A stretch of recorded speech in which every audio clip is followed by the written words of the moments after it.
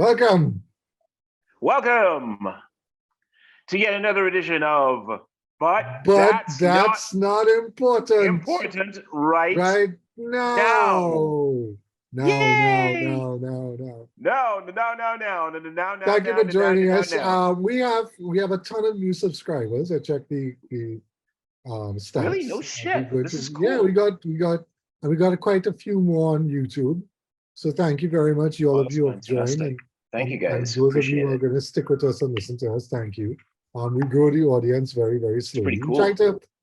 We try to be consistent. Yeah. Jared, how's your week been?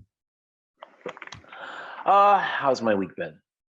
Well, there are times when you feel as if you are in the doldrums, that nothing is happening, and you want the universe to respond in a particular way, as if to say, well, hey, guess what? This is happening. Mm-hmm. And that started to take shape only yesterday. So It looks promising for now. Mm-hmm. It does look promising. How has your week been? This is getting up at 5 in the morning to drop Devan down is start. It is a little bit hard to get used to because I'm not I haven't been an early riser. No, well, I haven't been an early riser since the pandemic. It's been 2 years since I usually got up like about 6, half 6.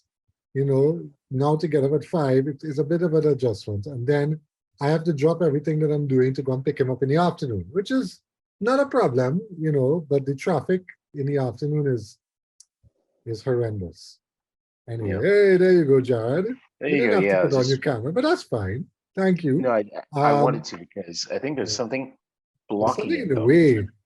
Yeah, I'm just trying to figure out what the heck that is, though. Is that cat shit?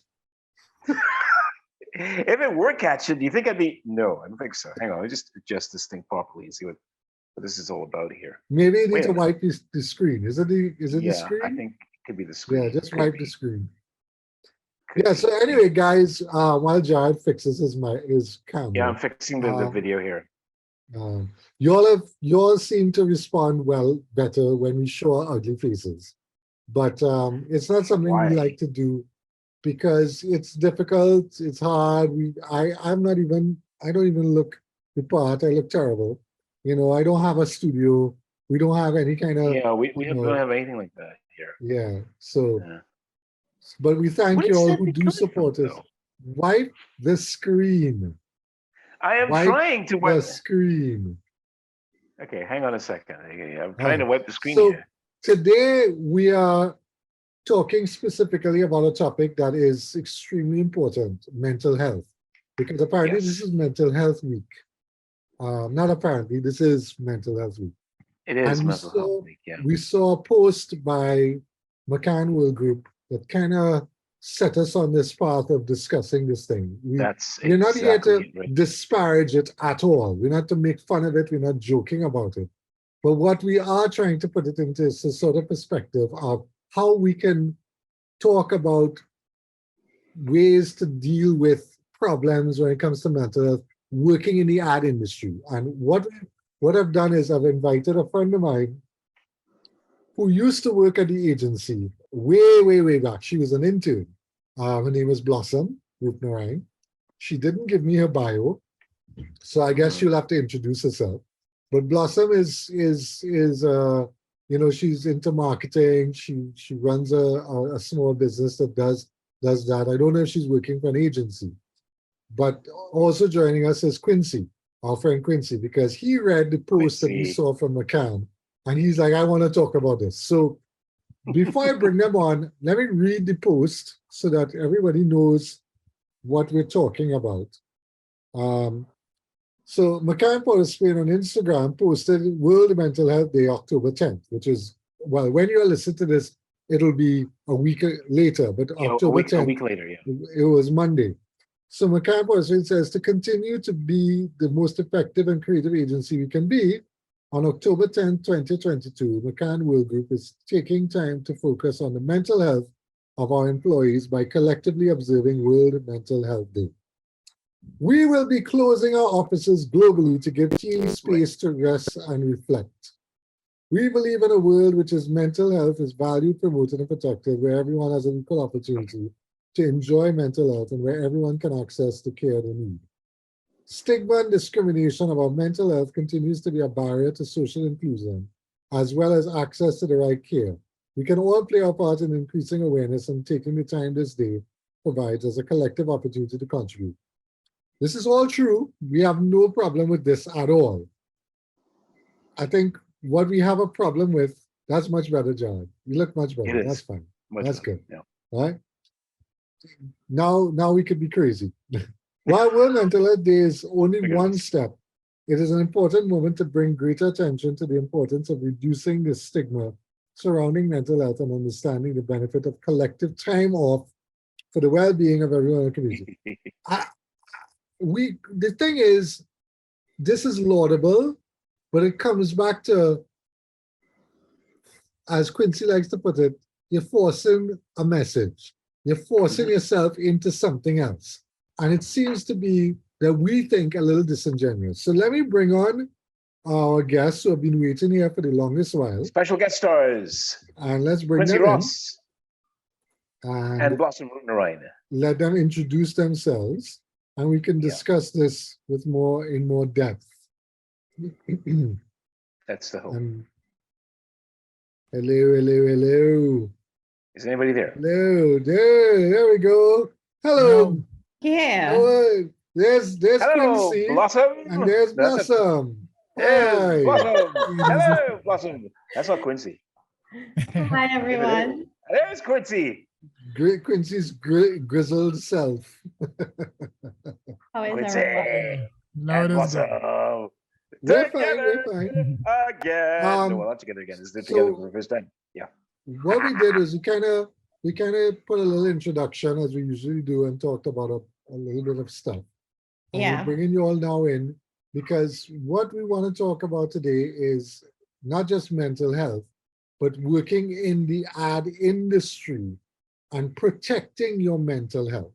So Blossom, you're new to this podcast, so welcome. So can you give us a little introduction of yourself and tell us who you are, why you're here, and what are we doing? No, I'm kidding. What's going on, Blossom? What's going on? I'm drinking water, so you can go ahead and talk. It's all right. It's cool. No problem. My name is Blossom Rutnerine. I'm a well all-rounder. Did a lot of my internship as well with McCann Erickson as well. I've been a marketing department at Guardian Life of the Caribbean. I've worked in the events industry for over 9 years. Renta Amp, O2 Park, you name it, Wide Eye Production. I've done stuff on my own with small businesses as well. I do a few digital stuff for dental companies. So I now have my own company, which is Hummingbird Smart Developers, which I do innovative, modern, novelty items for corporate companies. Oh, so okay. That's I excellent. have That's excellent, actually. I have small clients. It's still growing because it only started during the pandemic. So I have a lot of small clients. Guardian Life is still one that I do some stuff with for their end of year sales awards and stuff.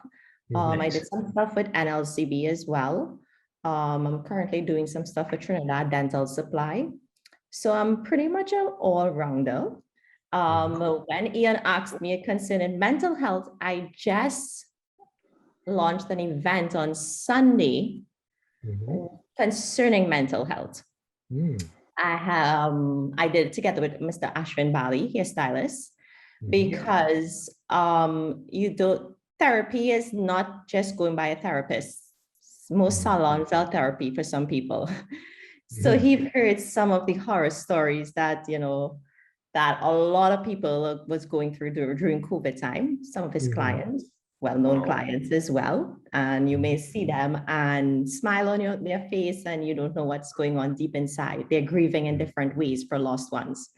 Yeah. So we came together and we did an event at his salon. We put it together really quickly because myself, something happened to me emergency-wise within the past 2 weeks.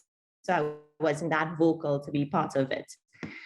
So within my recovery, I'm still recovering as well. I was still able to be part of it. We had this young lady, Mrs. North from Ministry of Health as well, who's in charge of mental health with Ministry of Health. She was a speaker there.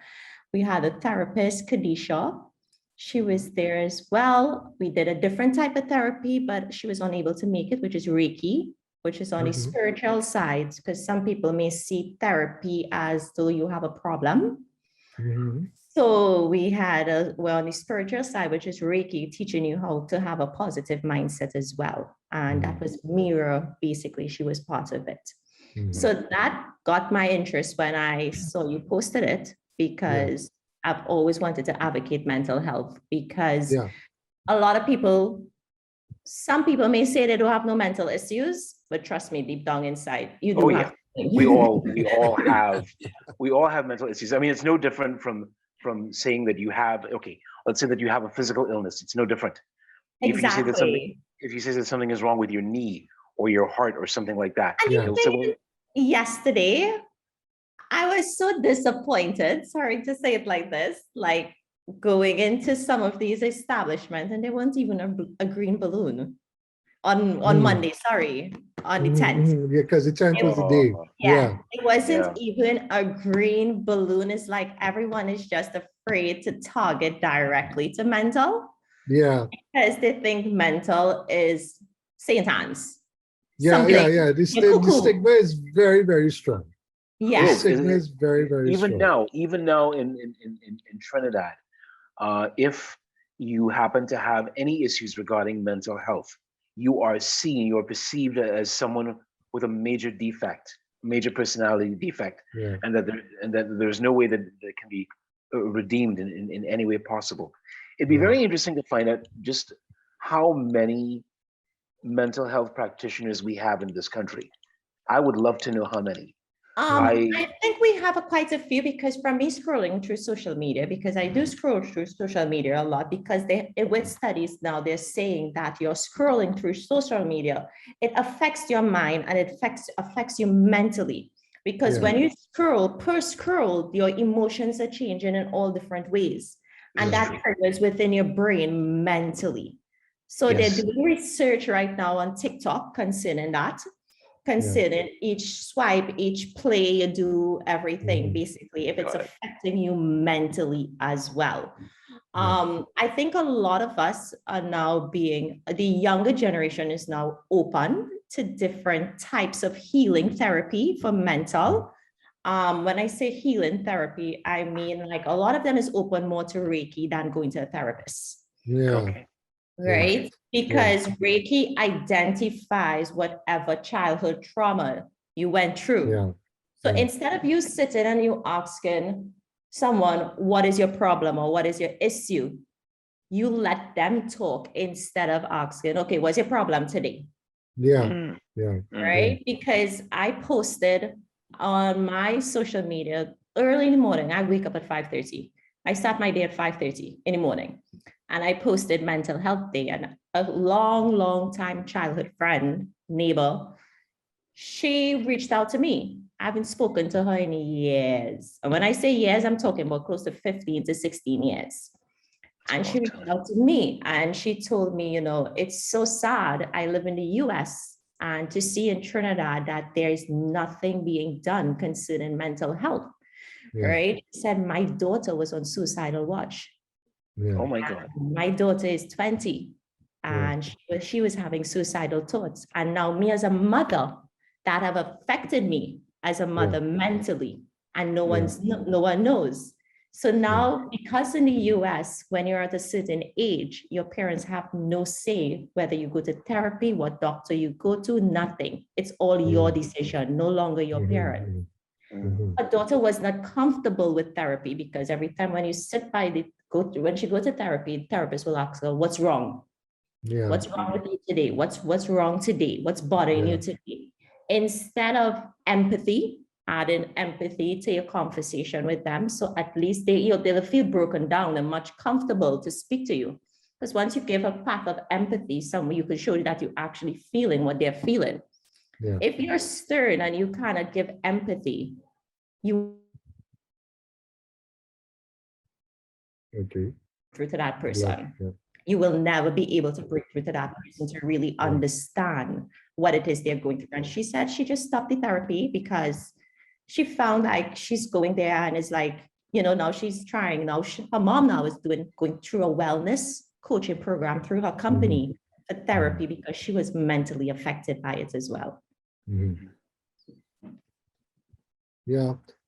Before we continue, this is all good, a good start. Just want to make sure that Quincy chimes in here. People who have known us know that Quincy's on here a lot, but just to remind and so that Blossom knows who Quincy is. Quincy, give us your little 2 for 1. My connection real chopping up. I know what's going on in the GCell today. But I call them out. Yeah. I don't have no control when it comes to that. Well, who was saying who Quincy is again? That's what I'm saying. Yeah, just say who Quincy is. Just say. Just some fella. How modest. I guess creative. I call myself a creative. Recently I was trying to explain that to somebody, and I say, you know what? In my old age, I'm going to stick to creative because I am different things on different days. Sometimes I'm a content creator, sometimes I'm a producer, sometimes a writer.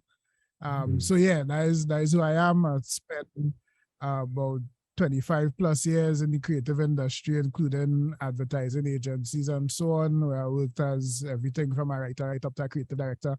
And yeah, right now,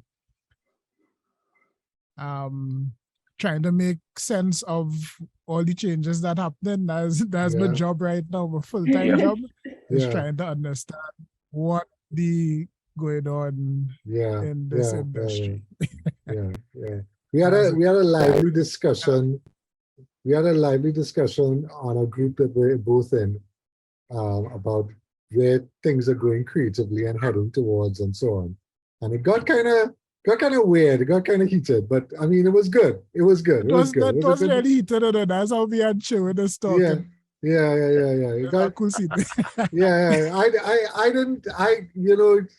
The thing about it is, that we talk about agencies as an organism. So if we decide to talk about agencies as an organism that is growing and evolving and contains a lot of moving parts and so on, when you apply mental health to that, it starts to bring out the ugly side of it. Because in the old days, and we're talking about 60s, 70s, when advertising was at its nadir, you used to drink alcohol to solve your mental problem. You used to go and have your affairs and do whatever you want and party and whatever. And as the 80s and 90s rolled around, that kind of rolled into the expectation that, well, everybody here needs to self-medicate within the organization to deal with this kind of industry that we're in. And one of the things that when I have to thank my friend Asma Ali for pointing me to this post, because I didn't see the post, the McCann Post, Spain post, about them closing the office for one day, to celebrate, not celebrate, but to recognize Mental Health Day. And I'm thinking to myself, this is perfect, because I follow a bunch of incumbent agency and these other people on Instagram, and the constant comments have been, none of their direct superiors think that mental health is an important subject to talk about. Okay, so you're having a nervous breakdown in the office and you're crying all the time, pull yourself together or get out. That kind of attitude that this is not a mental health problem. This is you just not being able to handle the industry. And that is so far from the truth.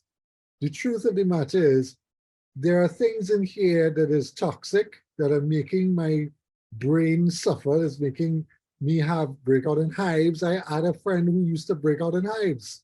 She used to break out in hives. She used to welt, she used to come up on her arms because she could not handle working in this company that she was working in, So it's important. But when an agency comes out and says, we're going to take a day off and recognize mental health, Quincy has said before in his opinions about when agencies do these things. I think he had described it as falling. It's a falling. It's a forcing a lime situation. And it also disingenuous, because I trying real hard to contain my language here. I don't know how I consider it. We have ladies present.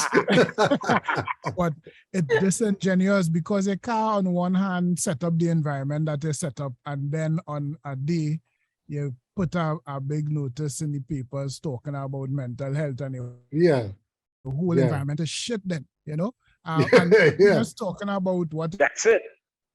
Yeah, but it's like in the day-to-day. It's like giving them. No, it's like you won the account. Here's pizza. Here a ping pong table. Here's a bean bag you could sit on. All of this frou stuff that you think. And I'm gonna say something that might probably add to the argument that creatives are big babies, right? But it's not so. We all came up in a time where we would work late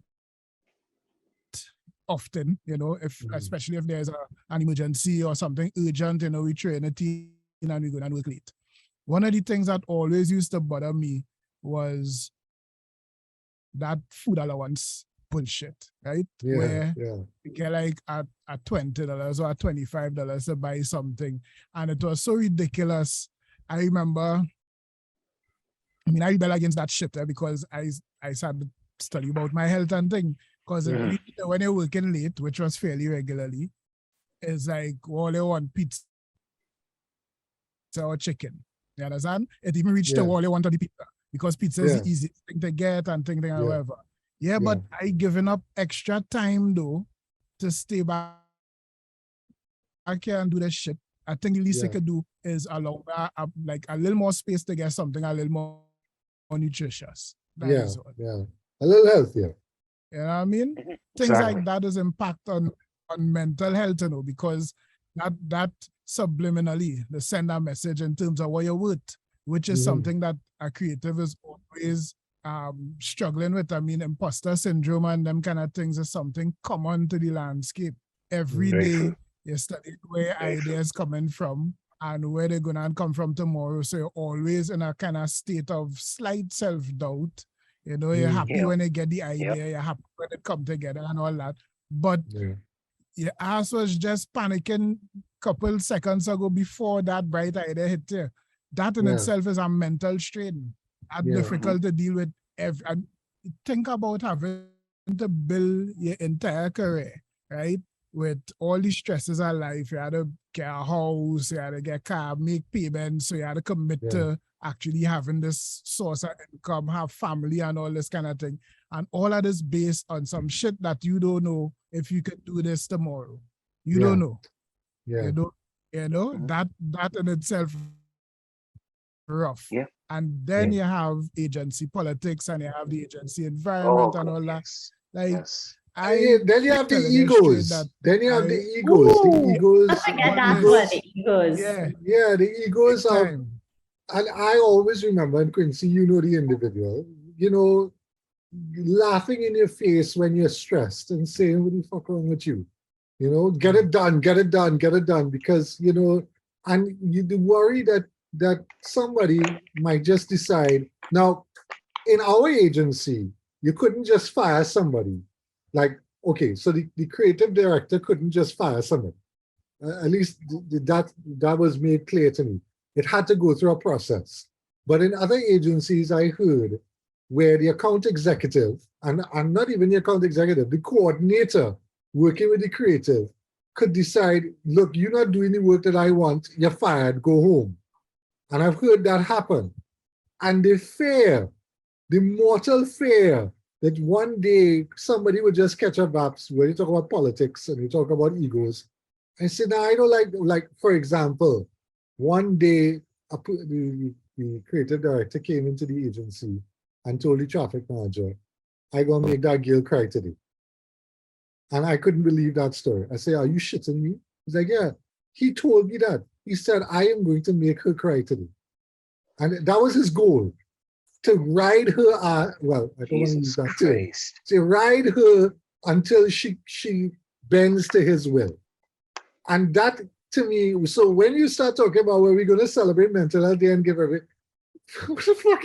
You just told, I just witnessed somebody try to destroy somebody's emotional and mental health. Wow. And you That's talk, you know, considered as a narcissist. yeah, exactly. I want to talk about Considered a egos narcissist. and so yeah, you know.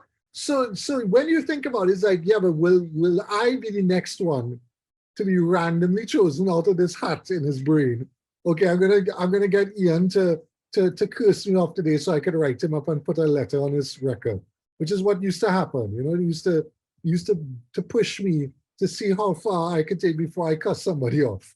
And trust me, I cuss people off plenty. I'm very And- easy. Yeah, but you see, the thing about it is, you then have to go home with this. You then have to go home with this. You're married, you have kids.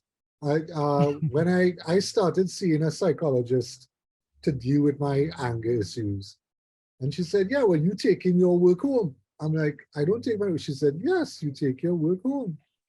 You take all that anxiety that you had, and you go home and you kick the dog and you cuss off your wife and you beat your children. Well, I didn't do that. But what I'm saying is that is what happens. You see? Metaphorically, Metaphorically, that's what she's saying. She's saying you may not actually, some people withdraw into themselves. They go and they play the World of Warcraft or whatever and spend hours doing that because they can't face, you know, the reality of what's going on. They go to work, they do what they have to do. And our friend Randall Samir Singh had said that. He said, I used to just go in the car, light up a little talk and go to sleep. Because sleeping was one way of getting away from all of this was going on. And when you finish sleep, you can go and deal with the shit after that, you know?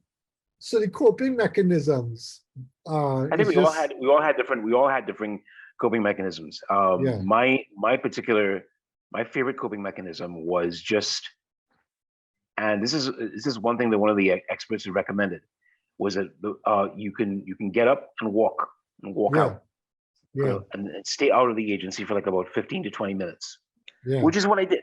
Yeah. When it got to be a bit too much, Yeah. or if you needed to have some kind of opening through which you could say, okay, I think I'm creative enough to actually come up with this particular idea, but the way I can do it, I cannot do it. I cannot function right now in this environment. I have to step out. Yeah. And more often than I remember a specific time when I had stepped out of the agency for about 20 minutes. By the 16th minute, I got a text message. I got a text message from our very good friend. I think you know who I'm talking about. Yeah. And he said, you're not back in the office. Why? Yeah. And I said, what are you trying to do? Yeah. Are you trying to intimidate me? You're trying to antagonize me. It's not going to work. Yeah. I will come in soon, not right Yeah. now. Yeah. You know. And Yeah. he did not speak to me for like the remainder of the day. Yeah. And he saw it as a disrespect because I said that I can't function right now in this particular environment. I need fresh air. I need to step out. I need to step out. That was my coping mechanism. Yeah. You know, and there were other But he things used to see me. I used to do that as well. He used to see me leaving and try to stop me. Yeah. You know that, right? He used to say, Yeah. "Where are you going?" I'm like, "I just need to." He's like, "No, no, no, no. You need to get back into." I'm like, "I'm going to the pharmacy or whatever it is. I can't deal. I just can't deal." And he, but I think that has changed a little bit because the nature of the business has changed. And Quincy and I always talk about this now. Blossom, what's your experience? Oh, to me, when you're dealing with anything in the workplace, no matter what type of work it is, agency, corporate, private client, anything, the best thing to always do is to ask for to be excused.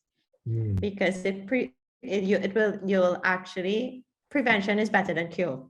Because you may say something inappropriate, basically. Sometimes I do that all the time. Even if picking up your laptop and you go into the bathroom for whether you there sitting in the bathroom for 10, 15 minutes with your laptop there, because sometimes you just want space by yourself, nobody present, basically. And sometimes with cubicles and stuff, it tends to be someone is still in your space.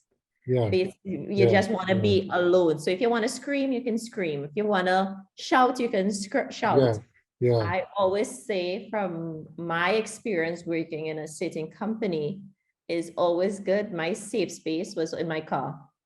You go in your car and you sit in your car, you count to your 10, you count to your 15. Sometimes you just cry. You hold on to the steering wheel and just cry. And you just let it all out. You see a car driving by, then they'll be everybody calling to find out where you're going. You're supposed to be in work. Now it's not the time to leave. But sometimes you need to say, look, I need self-time right now. And it's nothing to deal. Sometimes they will turn and tell you, don't bring your problems at work. That's the first thing they always quick to say. Don't bring your problems to work. But not knowing is the problems in the workplace that is affecting you more than your home problems. Absolutely. That's actually a good point because bringing the problems also. Sorry, I kind of breaking up a little bit there. I was saying that there was something to I listening to all this, and I remember clearly when I had a little transformation, right? In the earlies, how I used to approach, and I think I talked about this in the last time I was on, how I used to approach working in an agency was kind of divorcing myself from the work, right? Yes, creative, yes, a writer, yes, I want to do my art, all that, but then I started to view this thing as a job, right? And I just kind of had a different purpose. Still being an artist, but purpose of the art that I was doing wasn't so much in the creation of the art, but in the answering of the brief, right? So you find that, at least from my observation, at that point, I was real happy in an agency, like nothing used to affect me really. All the politics and all that, I was above it. All the shit that had to deal with, different people trying to impose the view on how creative should be and all that was no problem because I was just seeing it everything as a creative challenge. So this cool, I do this as a creative challenge. I don't necessarily have to agree with it. That's not my job, right? I just doing what you tell me to do, and not robotically, but really understanding what it is you're asking for, what you're trying to achieve, and I'll achieve it. I think it's about having really defining your purpose down to a real granular level as to why you're really here, which is why I was saying, and this might have sounded a little radical when I said it at first, and it is kind of radical, that agency is really no place to go to be a creative, to be an artist. You don't want to be in an agency and try to be an artist. We discussed that before. Right? And I think Yeah. that is a self-preservation type of move, you know, find a creative Yeah. outlets outside of the agency, Yeah. understand that this is a job, you know. So I understand where people has come from when they start a bitch about creatives being big babies and that kind of thing. It's not the way to express it, of course. No. The way to address it, of course. But I think what they're really trying to say is you have a job to do, so do it. But you can't just tell a creative person that, because it's creativity, you know? Yeah. So it's about finding a different creative goal, a different creative purpose in the agency space. I think that could help plenty. But that's why they always say, that's like yes, the next Blossom, thing go. with people when they say, okay, well, remember I did graphics as well, right? When you do graphics and they want something done and they want it done right away, but you just have to go in front of the computer and do it, you know. Yeah. That's the first thing they say. You ain't going no way. It's not no big set of work, you know. It's just right in front of the computer and do it. Yeah. But that time they don't know you have to sit there and be creative. Think about this part of it. Think about the in and the out. Think about what you're looking for and what you're not looking for, basically. All those sort of things. And that's the thing artists or doing copywriting and all those sort of things. You have to give them time and space, which is most important, their own space. To actually be creative as well. We talked about that in last week's episode. Jared and I mentioned it, that there was a guy Jared was relating who said, if you want me to do this work, let me go outside and under this tree and do the work, because that's where. But I want to very early on when I was working at McCann, David Spicer, who was our art director there at the time, very senior guy, he said something that I always pass this on to my co-start students or whoever. And I don't have any more co-start students now because I don't work at co-start anymore. But I used to say, do what they want first. No, do what you want first. Get it out your system, and then put it aside, and then do what they want. That way your soul can breathe. And somewhere along the line, maybe something that you've done there could, work in what you're doing for them. But as Quincy said, you have to divorce yourself from doing this kind of factory work, because that's what it ends up being when you work in an agency. They can bullshit all they want and say everybody creative and blah, blah, blah. It's a factory. This is a factory. You had to churn out, you had to get it done. So you get paid to do certain things. And now the agency model right now is so much of adaptation from somewhere else. That's all real. There's no creativity involved locally. It's like, yeah, well, we have the thing already done. The guy in the office, he designed everything already. All we want is to make it ready so it could go to press or go on social media or whatever. So here, take all the artwork and in the case of writers are a little different. I know there have been examples of writers being presented with something else the client wrote and say, well, just fix it up now. Make it radio friendly or something. I get that recently. I recently had an encounter with that. Again, luckily I was in a real good space, so I was able to protect myself from it. And I mean, I walk away from the job essentially. This script that is total, like I read the script a couple of times. I was like, yeah, I don't get what this trying to say at all. Like, not even a little bit, right? So what we gonna do? And the brief was, no, well, I just want a writer to take a look at it and just kind of tweak it. I said, no tweaking to tweak this. I can't tweak this out of it's untweakable. Rubbish now. Like this is rubbish. I can't tweak it into something good now. Like you just had to do it. You just had to. I think this is fine. This is fine. Go right ahead. It's fine. Just go ahead and do it. Just go ahead and do it. Is what they said. Cool. I think all the English is there. The grammar is correct. It's all spelled the correctly. directions. Yeah, all the directions there. Some videographer could follow this. Like you go through and produce that. Yeah, but the problem is they say, well, Quincy tell me it was okay. That's where the problem starts. And I stand by it. I stand by that. I did Yeah. say it was okay. Yes, I think it is okay because I was very clear. If this is what the client want, if this is what the client asking for, then let us go. If that's how you conduct it, like this is what the client asking for, bring this to me. This is fine. Let me go with it. You go with it. If you're being a good accounts service person, and you can tell a client, here what, this not working. This not in line with none of the brand guidelines. This not in keeping it anything that we set up. Then you could suggest and it have a little room for Quincy to say, okay, how about you go this direction? Then we could play. Because remember, especially in the context of a freelancer, if I spend time doing what I think is the right fix, right? Yeah. I go back through that long chain that is have between clients that is somebody else's client and you being outsourced kind of scene. Yeah. I could essentially waste all my time and do something that the client was like, well, I never asked for this. Yeah. 9 times out of 10, you're not going to get a call back. You're going to get, well, I take it by somebody else. And 2-3 hours of your time down the drain, you know? No thanks. No thanks. I'm not on that kind of scene, Bridget. Prefer to go and just sleep, right? But speaking of like speaking of mental health and not just creative, I remember sitting down having a conversation with a very, very good friend of mine. He's he's not an account executive anymore. He's actually running a company. He's in charge of a company.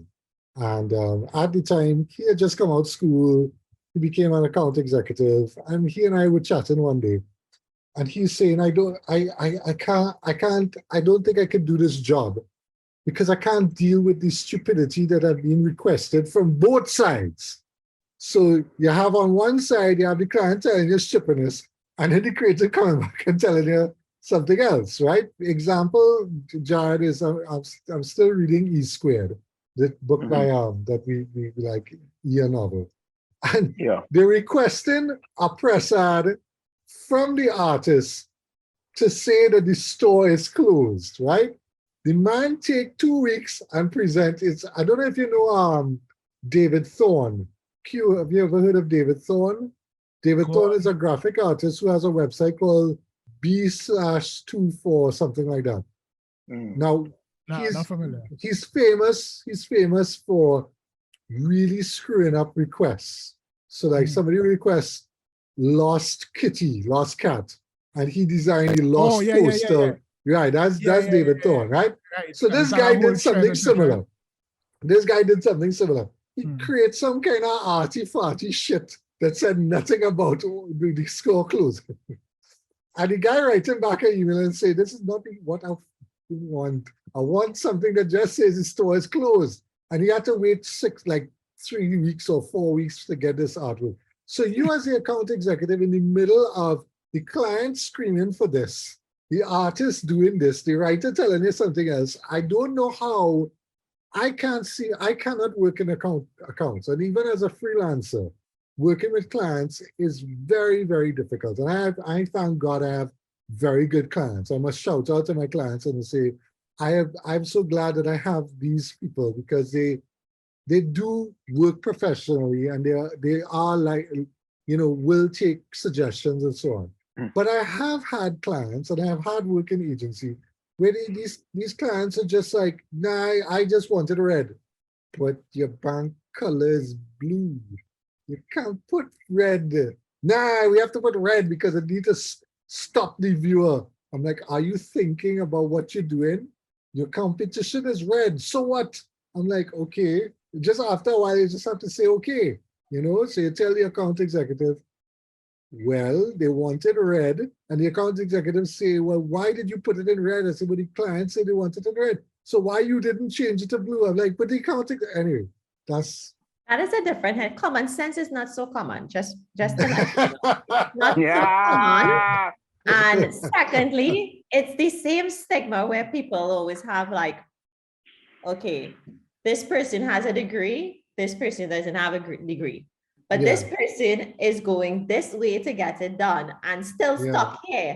But Yeah. this person is going so, and Yeah, and past the solving next the problem. person, and they still don't understand what this next person is doing. I'm telling you, common Yeah. sense is not common at That is a all, good point. Huh?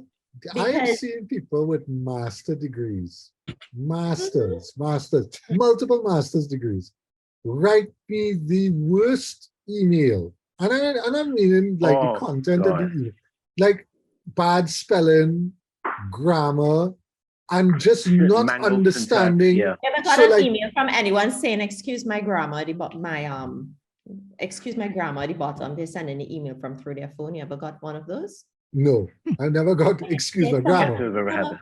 Some of them have it written down at the Well, bottom. that's all right. I mean, I don't mind if you type in your phone and say, "Well, sorry, I'm making little mistakes or whatever." No, But if you write it's me, actually if you labeled at write the me a, bottom for any email. yeah, but if you write me a brief for a job, and I'm reading the brief, and I was reading a brief somebody sent me last year, and they literally copy pasted 2 lines of text together, like they didn't read it over. I'm like, yeah, but you didn't read it over, and then they spelled a word wrong 3 times. I'm like, yeah, but word have a spell check. How are you making these errors? I don't understand.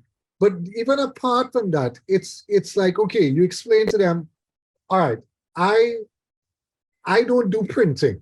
I don't print nothing, right? I have to go and hire a person to print books, to print flyers, whatever. You come in and telling me that I need to charge you for printing. I don't do printing. So what I will do is I will mark up a cost for printing for management and so on. And why are you doing this? I'm like, what do you mean? Aren't you a printer? I'm like, where did you ever get into your mind that I was a printer?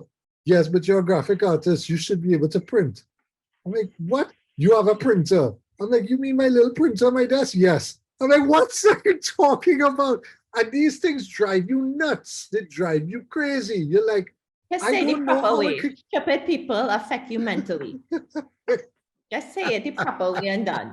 Just say it. Like, I'm telling you, I have an issue with it because it's like, okay, if my logic sense of thinking is this way, okay, it's either we have the same work environment, so we should share the same capacity of like knowledge and stuff.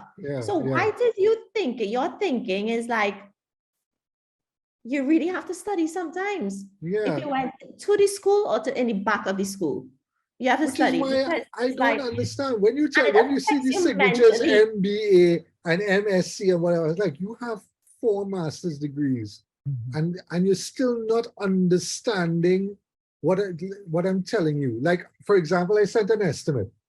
I get back this all caps email. Why did you send me an invoice? I have no intention of paying you for this job. Please do not send me an invoice. I'm like, it says estimate on the top. Why would I send you an invoice for a job that you didn't even approve yet? You didn't even give me a brief. You just told me you wanted me to cost the job. Yeah. I'm like, I don't understand. I just stare at the wall and worry that maybe I'm going insane. So for instance, right? I did a lecture on customer service, right? For a very popular supermarket. It's for over 200 employees. So they split it up in different days. So cashier is lane attendant. So I was like, I told them, I say, I'm not coming to just put slides and read, right? Customer service is something you have to get into the mind of the person, the capacity. Correct. But they could understand what they can give out as projection, basically. What can they project basically with it? Yeah. So it's like I broke up everybody into teams, put them into teams. I had a little icebreaker. You pick a team leader. Everybody must be from a different branch. Nobody from the same branch. So they split and everybody's a stranger within a team now. First time they're meeting each other. So because it's like Rio Claro, Point Fortin, all these different locations. After doing that now, I let them, the team members stand up. You know, you let somebody fire from somebody from the team, you give the description, what it is. So it gives you back as why your supervisor comes down at you as well. right? Because every single customer service rep have a problem with the supervisor or the manager. Yeah. It always says the supervisor or manager. They don't know what it is they're doing, but it's supervisor or manager. So fire somebody and give the reason why you fire the person. Oh my So one of them, one team leader stood up. He stood up and he had on cap and everything, right? And he fired somebody, and he was like, fire this person because he'd been speaking about their attitude and everything and this, that, the other. I said, you sure you fired the right person? I asked him just so. He said, yeah, I fired the right person. I said, okay, I'm gonna tell you something. Your team had a right to fire you. I said, because you're not within the company's uniform. You're wearing a cap. You're wearing a hat in a seminar, basically. And you sitting there for almost half the seminar with the cap on and ain't even notice. You see everybody else in a team who had on a hat going like this. I tell them, no, keep it on. So sometimes it's little things like that you do. Some people are not mindful. Yeah. That's true. Sometimes it's all about within your mind, because one of the exercises I did too is the act of listening to understand, not listening to respond. So you listen to understand. The more you communicate is the better your comprehension. Basically, it's comprehension you're doing, but you're doing it vocally, right? Instead of written. So you have to listen exactly what it is a customer want for you to say, she gave me attitude today, so let me give she attitude too. It's not that, because anywhere else you go, you're a customer as well. And you don't want anybody to treat you like that. So it still come back down to is the mind, how much they can hold up here. And some people, it's just embedded within them because of their brought up. See, I will say, how they were raised, if they were dependent on the environment, if it was always hostile, like I was reading something the other day and they said, some people who when they were a child, certain things happen to them and they bring it into their adulthood, basically. So like if you were always called a liar by amongst your siblings, like your brothers, your sisters, your aunts, your uncle, you always you will find yourself an adult because you grew up and they're always calling you a liar. You will always find yourself over explaining. Because you overcompensate. Right. So you don't want to go down with that stigma that you was raised with, you grew up with everybody calling you a liar. So you will over explain yourself. And now some people see it as when you over explain yourself now, it's because you're really lying. But it's interesting. It's interesting because with the agency situation, when I think Mark, Arno, and myself, we were what's the word I'm looking for? Jared, help me out here. What? When we were made associate creative directors. Associate director, right. It was such a strange situation where they called us into the office and said, okay, you're associate creative director now. And Mark asked, okay, so not only what are my roles and responsibilities, but am I going to get trained in this new kind of level? And they're like, no, you're now associate creative director, go. And I didn't know what the hell that really meant for a while, because I thought, okay, well, this is what I'm supposed to do or whatever. But then when certain individuals got bumped up to creative director, I was like, okay, well, is he going to be trained in a management position? Because now you're no longer working inside the team. You're now directing the team. You're now directing everything. Nah, we just bump him up and giving him more money and give him title. And I always wondered how agencies even function when they just make people like head of client services. He's now head of client services. Okay, but he's not qualified to do this. How he end up being this? Because agencies is shit. That's why, because they just promote somebody and put you up and you're not doing anything any different from what you was doing before. I have to give one opinion though with with the new era, I will say that is going wrong, where people are forming their own agencies basically. Within forming their own agencies where it's more digital basically. And work from home type. I'm not Yes, in an office type, work not in from an home. office type, work from Yeah. home type, right? Honestly speaking, I think, the bigger agencies in there, they did not capitalize on that within that direction. They just piggyback with everybody because under an agency, you're supposed to have someone same way giving customer service seminars as well. You're supposed to have from customer service, you're supposed to have proper contracts for models and influencers, because you see a lot of those influencers not actually promoting what they're supposed to promote. They put one thing up and that's it. It's supposed to have proper clause in between. How long, how much posts per day, how much stories per day. It's supposed to actually be calculated. And those things don't happen in the advertising world, basically, as I noticed, right? It's supposed to be whereas you as a sales rep working, whether it's a supermarket, Guardian Life, whether it's for any company, as a sales rep, your, what do they call it again? What they do within the company, not assessment, your, evaluated, you're being evaluated. Evaluation. Right, there's a next word.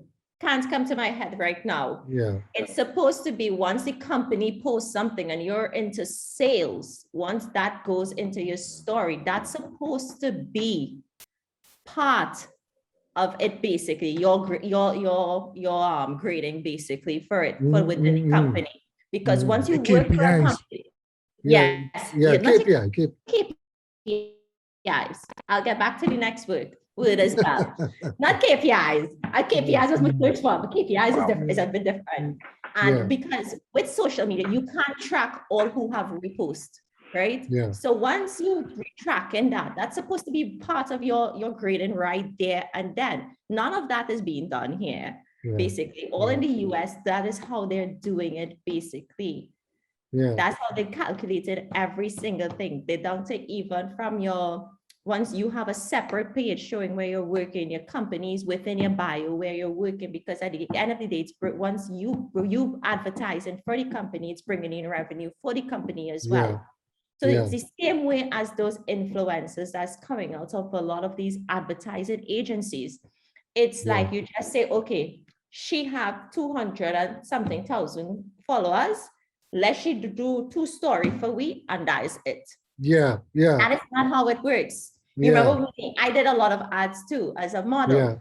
It boils down to the same thing. It's all supposed to be calculated properly, whether it's for 3 months, basically a 3-month promotion, a 6-month or a year promotion. They have not calculated anything like that.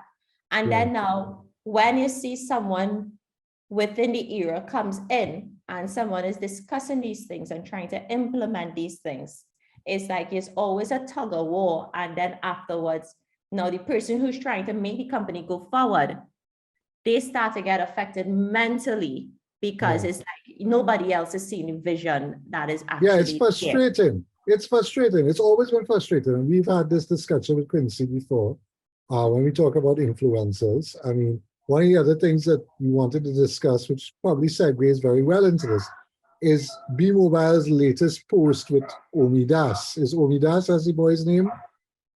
I know his name is Omi. I don't know his last name. I don't know his last name. Yeah, and it's being lauded as, one of the best things that B-Mobile has done. I don't necessarily agree with that, but the video is very funny, it's very entertaining, and he's an influencer, and he's quite natural, and whatever.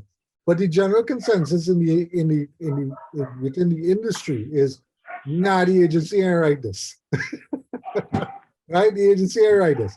But separate and apart from that is that it's always, chasing this virality thing. It must go viral. So let me give Omi a little $5,000 here. Let him go and do a video for us, and we're good to go. And that is the strategy. It's not really a strategy. It's more like, you got a little bit of a bump and then you back down again, a little bit of a bump and you back down. Nothing consistent, Yeah.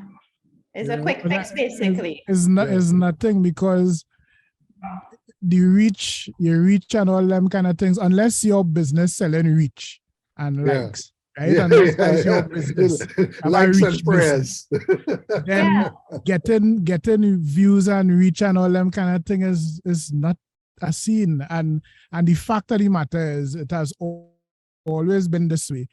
There's a part to purchase that the consumer Yeah. does travel, Yeah, and you have to engage the consumer along that whole part to the activation. End yeah, of story. No yeah, matter because what the media channel is, that is the purpose of your communication. If your communication not doing that, yeah, you're pelting kick at your own ass. yeah. The image of that is just hilarious. But I'm fortunate to work with a client who understands that whole thing. You know, he's extremely analytical. He's extremely interested in making sure that if I spend $10,000 to do this, I'm getting $20,000 back. You know, and he has the data and he can prove the data. But he himself, and again coming back to mental health, at some point in time, he gets frustrated because the salespeople don't want to reveal the data. The people don't want to tell him how much is it. Is somebody hiding the actual spreadsheet for it's stress. But as George Loy says, is you have to pull these people kicking and screaming into making money. Now in Trinidad, within our specific situation, we have an interesting situation. Jared and I have always talked about this, where we come from a kind of I kind of use semi-feudal kind of state where you have one bear company, you have one telecommunications company, whether it's two or not, it's still one in the sense of the word. You have one supermarket, if you want to call it that, you know. There's really no serious set of competition as say like a Walmart versus a Kmart versus a, you know, those kind of things. You know, it's not like it's not the same people selling Coke, selling Sprite. You know, it's not a situation where you have to work really hard to sell. You know, we have Cricks. Cricks don't need to advertise. No. What is Cricks? What is Cricks competition? We've always said that, for example, as an example, right? So what I'm saying is that we are in a little situation in our market where unless you're selling like Nestle's and Lever Brothers, where you're up regional or out of the country or whatever, you know, it's very difficult to say, well, we have to be tracking Salesforce data in the parlors. No. When I go and I give the man two case of chubby, he comes back and tell me he wants 3. That's how I know he's selling more. You know, he's not writing it down and putting it in a spreadsheet for us to know that this parlor wanted 3 more and sold 4 more or whatever it is, for us to know what the sales are. Nestle used to do it very well. Nestle used to do it extremely well, but that's because they're an international company. They have to go back to their head office and say, we sold 10 billion units of Maggie coconut milk powder, you know? So yeah, but even so, the expectation globally is still one that is not the same as larger markets, because at the end of the day, what you have here is a small market. Anyhow you want to split it or look at it, you have a very tiny market with a lot of monopolies. So the game just real different here, you know. It is a different scene altogether. Yeah, and then you have the cabals, and then you have the mafias, quote unquote. You have all those. So same way with the advertising agencies, right? It's the same thing as events for the coordinator, basically coordinating, like whether it's an activation, whether it's a small event and you just want to show some brand awareness with it, right? The smaller companies, you know, you always see them with a little 6-foot table, 2 chairs, and just a tablecloth, right? The bigger companies, trussing, light, banner, everything. So it still leaves a gap where there's no one to cater for the smaller companies as well.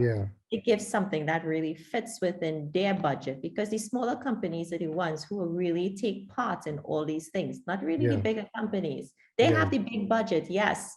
But then again, they're always stressing their mind, okay, like, how am I going to do this? How am I going to do that? Like the dental convention that they recently had, you know, some of these smaller companies, they had different packages.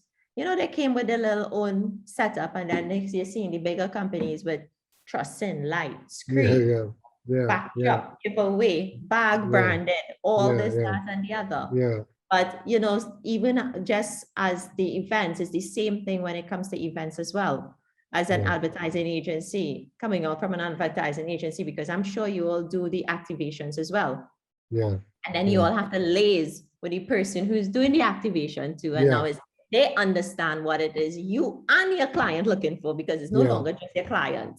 And then they go and do something else. And okay, this is not what we visualize, basically. This is not how we were seeing it. So it comes down to the same thing too. So it basically is a ripple effect when it comes to dealing with anything mentally, when it comes to dealing with people, because most times people don't understand what it is you're looking for. As a creative person, is always like, what? I'm not seeing it, Yeah. And then you standing there and you going through piece by piece, trying to see how you can mentally break this down to them so that they could understand it, and they will never have, they just don't have a vision. Yeah. Yeah. And then they'll come and fluster you. No, well, I don't think that could go there. No, I don't like how that looking there. Then move this, then move this. It's the same thing with colors when they're doing graphics, the lineups. I don't like how that word in the corner there. Move this, move that. And it's the same exact thing. And then you're just flustered. And it's like, okay, I wish I could just come back to this tomorrow when you're not around. Yeah. Yeah. Go and sleep. Just go and sleep. You go and sleep. Check it out. But you see, overall, I think we in a time where we could form different types of relationships with clients, right? I always used to say that it's a feel kind of like a hoax, because you create this campaign and then they give it to the client and they say, yeah, this go work. They pay us, so we good, but hope they sell some things for you. You know what I mean? And there we go, measure it and track it and that kind of thing. But we're not really all that accountable per se. Now we have enough resources to form partnerships and relationships, especially the smaller businesses, as Blossom was saying, who might be looking for a way to do things without having to spend a whole big set of money, break into the cash flow drastically, that you could give them that service, that level of service, without them putting out that for different types of deals, whether I mean, I like to talk about the barter thing too much because people just watch me weird, but that is a thing. Or payments that might be smaller and broken up into different trenches and that kind of thing. And I mean, overall, you end up creating a better type of relationship that, it mentally less stressful, because now you have somebody that kind of trusts in you and believing in you. And trusting them too. So you end up fostering better things. And, I just want to come back a little bit to say, I liken it onto the scenario and how to break it down. Onto looking at the States, we like to look at the US for many things. And for years, the music industry used to bring down different people to talk in Trinidad about how to go about selling music, how to go about being an artist, do this, do that, street team, blah, blah, blah, blah, blah. And I remember Bedawi and myself used to be laughing because we like, yo, we doing this years now, same old. Right? That is not how that shit we can hear. Right? Simply because we in a market that is way smaller.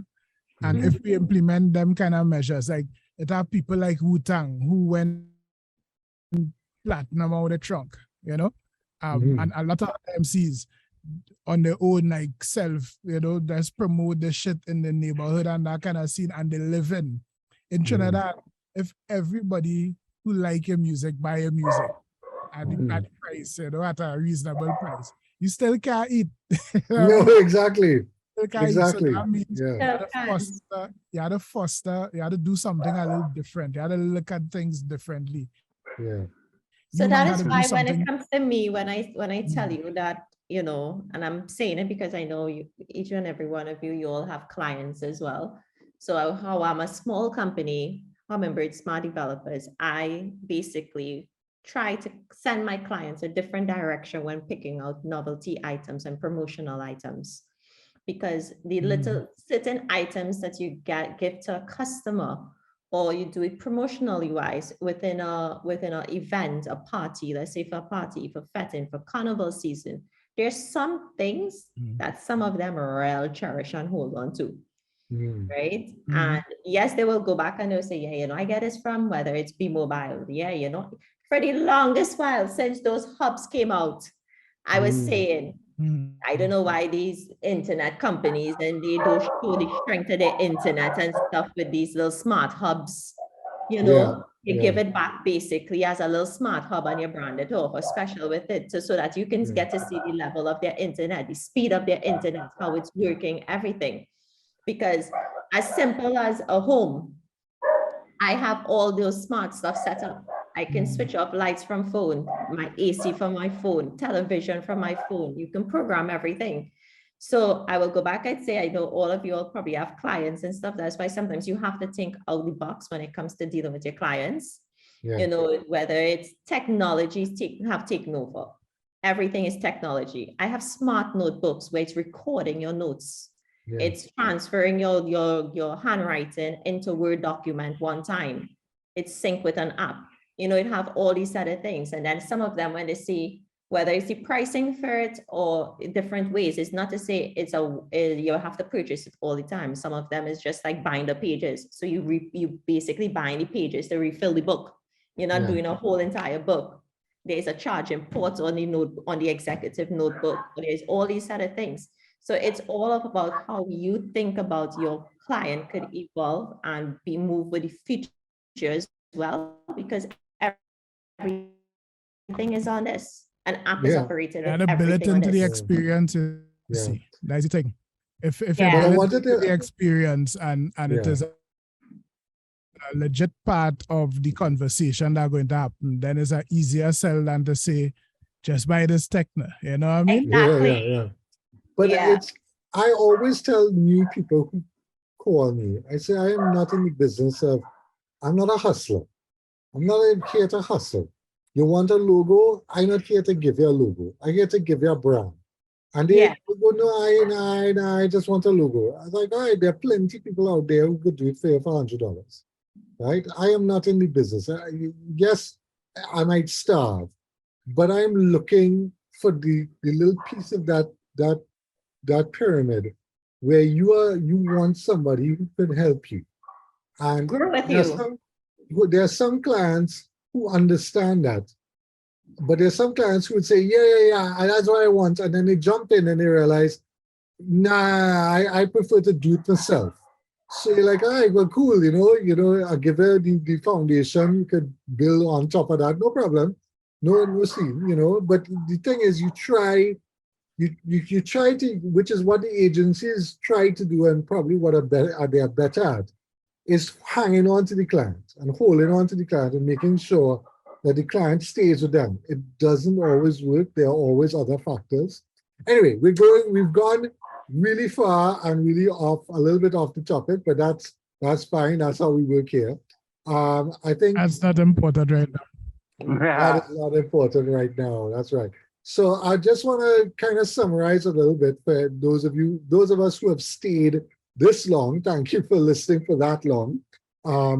We other than the walking away and going to the car, what kind of other things can somebody do? Not just working in an agency, but overall. I think one of the things that they need to do is they need to reach out for help. Yes. If you find yourself crying in the bathroom a lot, or lashing out a lot, or even if you have considered thinking of hurting yourself or killing yourself, then you need to say something. You need to pick up the phone and call. What's the number, Jared? There's a number that they could call. I know I was asking you. Yeah. There are many resources out there for you to call, and you don't even need to call a professional. Call a friend, call somebody, because you are not suffering alone. Everybody else, we all having our issues.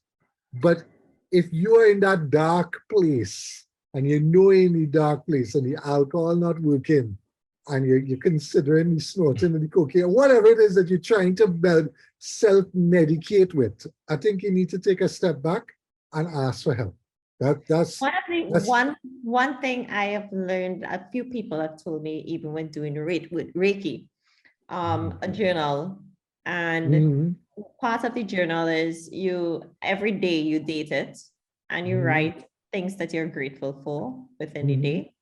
The next thing was you journal and you write exactly how you're feeling. And you'll realize feelings come. It's just feelings that's passing by. It's not permanent. It's just temporary. And it's just a feeling that it will come and go within the moment, but you have to let it embrace it. If you don't embrace it, it's going to come back up again, and it will come back up. That's true. That is very true. Yeah, absolutely. It'll come back up 10 times. And it's going to come back in a way that you will have no control over. Exactly. So you will be driving in traffic and just snap and get out of your car and start smashing up somebody's windshield.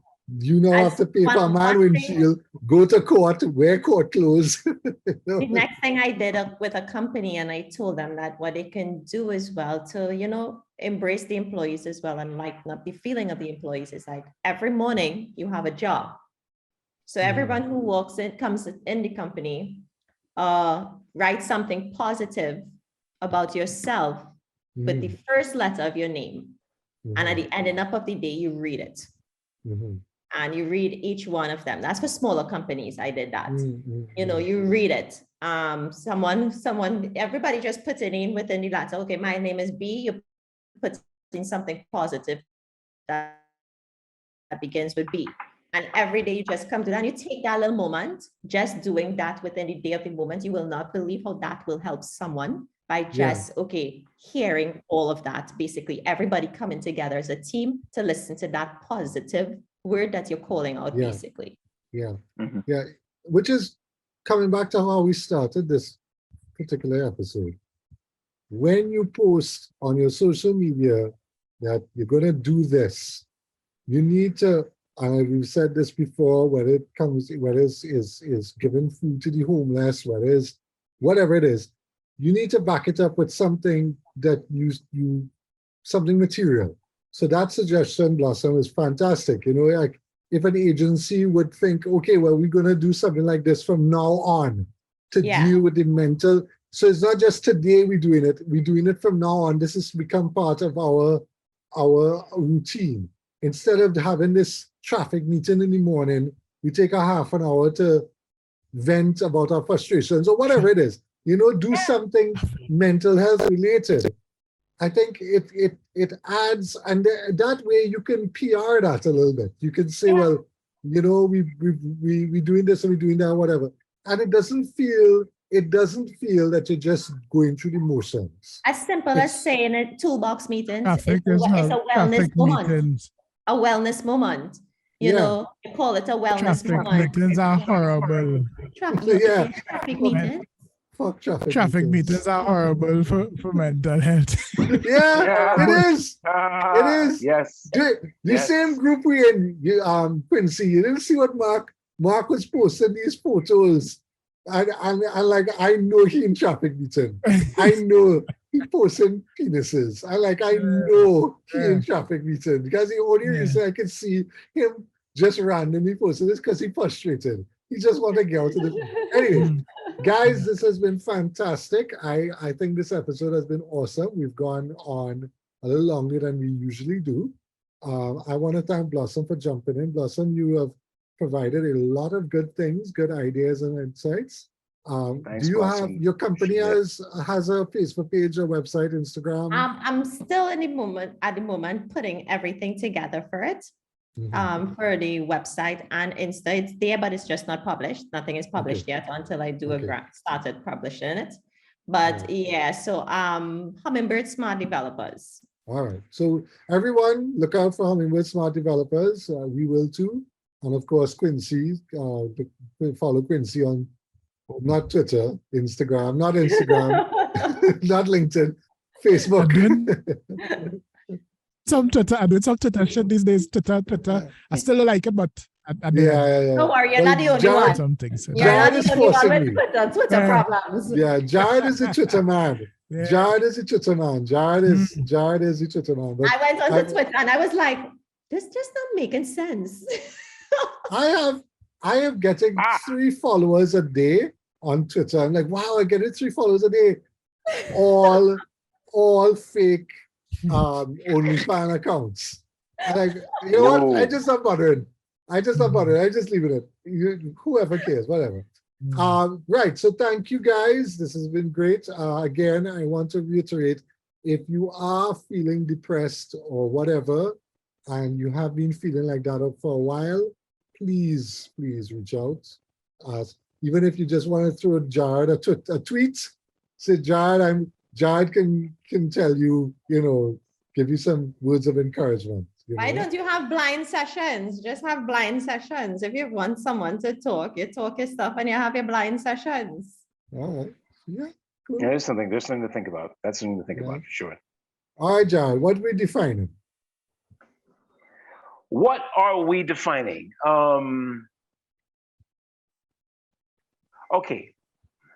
Mental illness. What's that? Mental illness is a medical illness. And like any other illness, it can be treated. And that is important right now. That is important. But that is important forever. Forever. Exactly. Very. All right, guys. Thank you so much for joining us. And we will You're see you all next week. welcome. Have a Thanks good week. so much. And, be strong and be cool. Be Yes. cool. And be kind. And be kind. Very important. Very Play that important. funky theme music. That's actually the medicine Just for to be it, kind. for mental health. fully agree. Just to be kind. Fully agree. All right. Yes. Good. Bye all. Bye. See you guys. Great, Have fun. All right.